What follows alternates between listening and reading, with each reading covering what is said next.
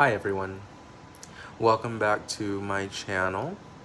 I wanted to talk today about this small but powerful book, White Fragility by DiAngelo. White Fragility, why it's so hard for white people to talk about racism.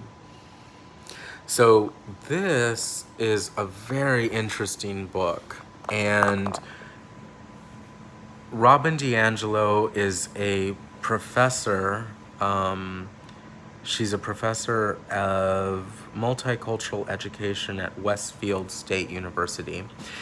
And what she's talking about in this book essentially is this reaction that white people have to accusations of racism. And the reaction is almost always defensiveness, anger, violence in some instances. And the book, you'll see on the back cover, there's sort of like these things that white people say when someone says, oh, that's kind of racist. They'll say things like, it's focusing on race that divides us. It's racist to generalize about people based on race. How can you say that I'm racist? You don't even know me. And what she lays out in this book is this phenomenon of defensiveness and anger that comes from that type of accusation. And she explains how that defensiveness, that anger, is so detrimental to the conversation about race and race relations in the United States. It's so detrimental to progress in eliminating racism, or at least improving things for Black people, but people of color in general, because what that does is it closes the person off from even considering their own privilege as a white person. And there's so much that you can go into with this book. This is a very deep, it's a very dense book, despite its, but despite its size. There's so much here that you can really go into, but the essential thing that I want to communicate about this book is that white fragility it comes in many forms, according to the book. But it has the same effect, which is that it does not advance the conversation about race. It does not advance the conversation about racism and the problems that people of color experience on a daily basis. Instead, what it does is it insulates the white person, protects them from ever having to do any self-examination or self-examination, and it protects white supremacy. It's sort of like, how can you address a problem if you don't even admit there is a problem? So it sort of stems from that concept, but it's a lot. I'm not doing justice to the conversation that could be had around this book, because there's, like I said, there's just so much here. It's powerful. Even though I'm not Black, I'm not white. She's talking specifically to white people, which in itself raises some interesting, and even to her credit, she acknowledges in this book that she, again, is making white people, by addressing this concept, she is putting white people as center of this conversation, and that can be problematic, but there's really no way around that. There's no way to get around that. But it is something that needs to be talked about. It is something that needs to be addressed, because the onus, to a large degree, is on white people. Racism, that's not something that people of color can or even should have any responsibility in fixing because they did not create the problem. They are not the problem. The problem is white people.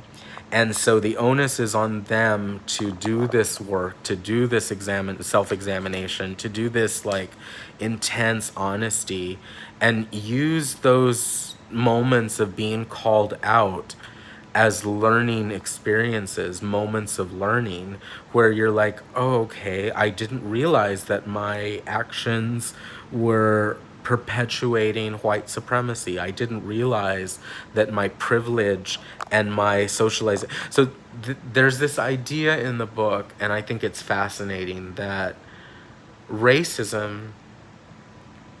So the way you define racism is different from how you would define prejudice. We're all prejudiced as people. People have prejudices, but when that prejudice is backed by legal and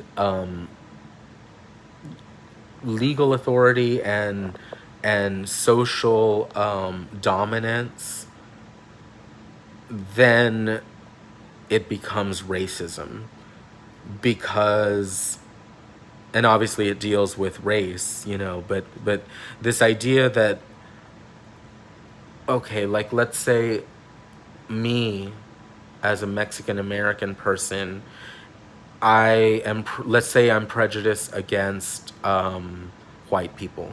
I don't like white people. A lot of white people will say that's racism, and that's not necessarily true. Racism has to be backed by legal. I mean, it's certainly prejudice. I can be prejudiced. Everyone can be prejudiced, but racism is the term is reserved for people who have the legal backing. So as a Mexican American person, I can be very prejudiced against you, but I can't take away your rights. I can't take away your right to vote. I can't take away your civil rights, because I don't have that legal and social power. White people do. And so that term is specifically reserved for those instances. So yeah, that, I mean, it's just such an interesting topic. It really opened my eyes, and what I was really trying to get at is there's this idea that being a racist means you're a bad person. It has equated it to like being a bad, terrible person, and if you look at it like that, well, no one wants to be called a racist. No one wants to be accused of racism. That's just obvious, but if you look at racism from the perspective of, okay, we live in a racist world. We live in a racist society here in America. Our country was founded on racist principles to a degree, to a large extent. We had slavery from the beginning practically, and our founders, many of them owned slaves, and there was intense racism from the beginning, from the inception of this country. Well, when you look at it from that perspective, and you admit to yourself, well, okay, racism is in the air. It's in the air we breathe. From the moment that we're babies that come out of our mother's womb and are brought out into the world, we are socialized in a world of white supremacy and in a world of racism. Well, then you start to realize that, of course I have racism within me. Of course I have, as a white person, I have racist tendencies. I can't help it. It's the way I was raised. It's social. And so when you admit it to yourself, then you become less defensive. You become less fragile about it. And once you can get past that, once you get past the fragility, you can get to the actual work of being less racist, of ridding yourself of racism.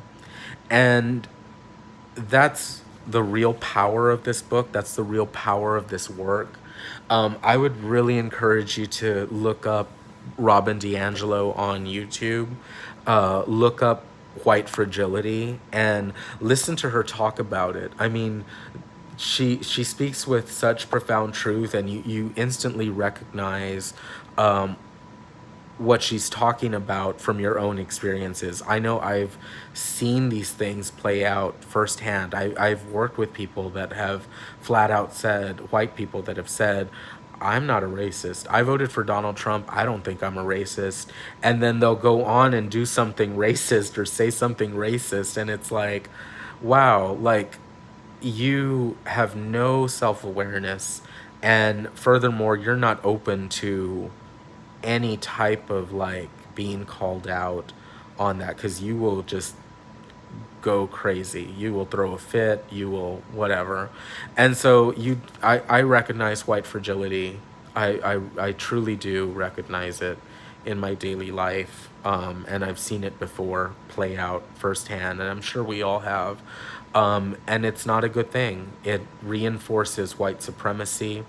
And this book is a very good way to combat that, because it raises awareness about that phenomenon. And once we get awareness about it, we can start having a real conversation about eliminating it. So I think it's a fabulous book. I think it's powerful. It has the power to change things. The book was published in 2018, but I think it's going to be relevant for years and years and years to come. So please pick up this book if you're interested. Listen to Robin DiAngelo talk. It's powerful, and I learned a lot from this book, and I think a lot of people will. So, White Fragility, Robin DiAngelo. It's amazing stuff. So thank you. Have a good day and happy reading. See you next time.